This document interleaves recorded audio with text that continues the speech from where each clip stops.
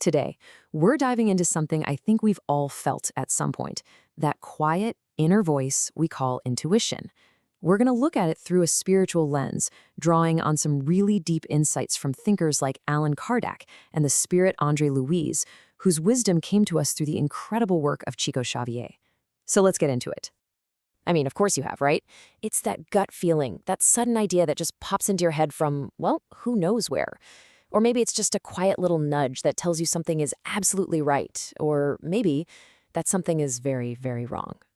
It's such a universal human experience, but it almost always leaves us wondering, what is this voice? And, maybe the bigger question is, how can we actually learn to listen to it? So, the perspective we're exploring here suggests that this inner voice isn't just some random mental noise or leftover pizza from last night. What if it's actually an invitation, a call from a much deeper part of ourselves?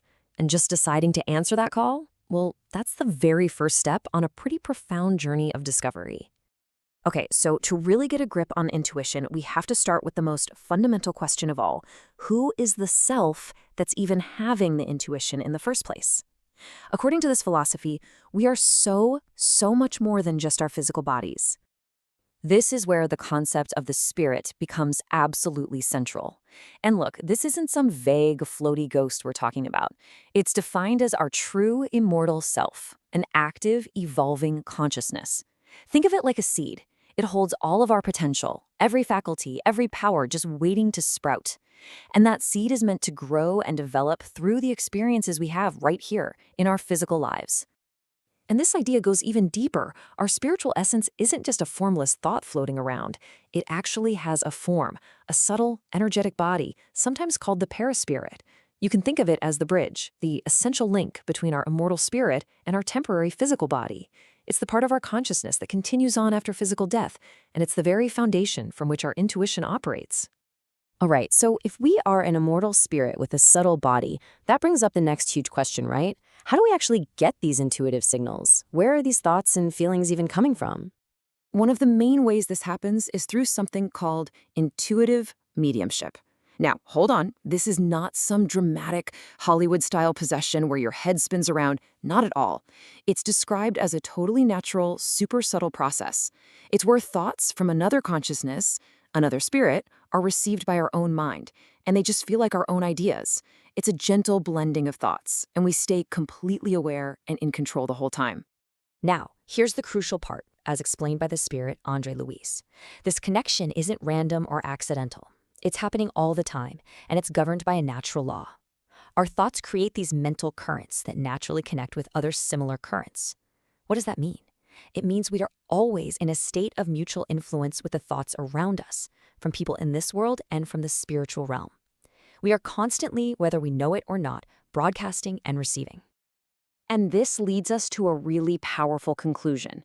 If we are always connected, like a radio that's always on, then we have the ability to choose which station we tune into. We can actively work on cultivating our intuition, turning it from a faint, crackly signal into a reliable, clear inner compass. So, how do we tune that compass?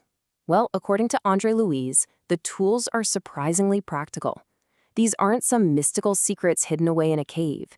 They are principles for living a noble, decent life. Things like dignified work, genuine goodness, trying to understand each other, serving others, even having respect for nature. And, of course, prayer. Each one of these is more than just a good deed. It's an act of tuning your own spiritual antenna. By practicing them, we literally refine our own mental state, and we naturally start to attract and connect with higher, clearer guidance. But let's be real, this is the big challenge, isn't it? In a world that's just buzzing with all these mental currents, how on earth do we tell the difference between true, helpful intuition and all the other noise? Our own anxieties, our wishful thinking, or maybe even some less than helpful external influences. So how do we tell them apart? The whole framework here is based on moral quality. True guidance, according to these sources, will always promote goodness, peace, and clarity. It feels expansive, loving, and constructive. On the flip side, misleading influences, which in some severe cases were even called obsessional madness, they tend to create confusion, anxiety, and disturbance. They're often rooted in ego, in pride, or selfishness. The key is to take a step back and really analyze the moral character of the thought or feeling. What is it leading you toward?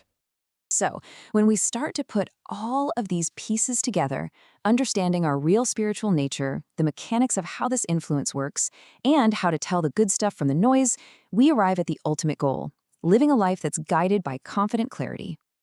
And what this all points to is a really powerful and, I think, empowering idea. Spiritual intuition isn't some magical gift that's just handed out to a chosen few. It's a faculty of the soul. It's a potential that exists inside every single one of us. It's kind of like a spiritual muscle, and it's strengthened not by some complex secret rituals, but by the simple, daily, conscious effort to live a good, helpful, and loving life. This journey of cultivating intuition is deeply, deeply personal. It really just begins with the choice to listen, the choice to refine our own thoughts, and the choice to act with good intention. So the final question isn't whether or not it's possible. It is. The real question is, how will you choose to walk that path?